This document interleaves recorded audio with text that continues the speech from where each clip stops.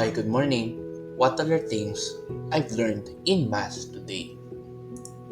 Number one, which is related to yesterday's learnings, repent, for we will be accounted for in the end of our lives. So, we still have time to repent for all the wrongdoings we have done, for all our sins, because this will be used against us when we die. Number two, use our blessings for the good of others. Like yesterday, when we get a lot of blessings from God, let us use it wisely. Let us use those blessings to be an extension of God's grace to others, especially the poor, the needy, and people who are really needing help.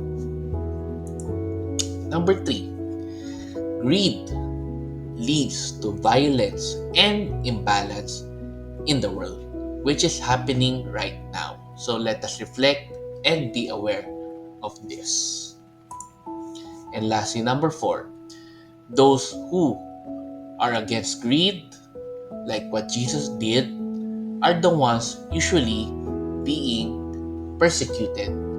So let us remember that when we make a choice to go against greed, let us not be surprised that people will persecute us. Because in the world today, people tend to make money their gods. Okay, let's end again with a simple prayer in the name of the Father, and of the Son, and of the Holy Spirit. Amen. Lord, protect us from being persecuted when we go against greed.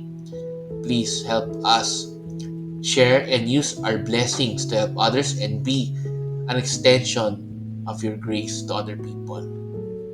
And as well as to repent for the wrongdoings and our sins in our lives. Amen. In the name of the Father, and of the Son, and of the Holy Spirit. Amen. So good morning again to all of you. Have a great day. God bless.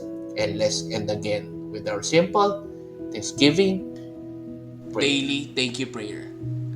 Lord, thank you very much for all the blessings that you are giving us every day. Thank you for our food, safety, security, guidance, and all your blessings.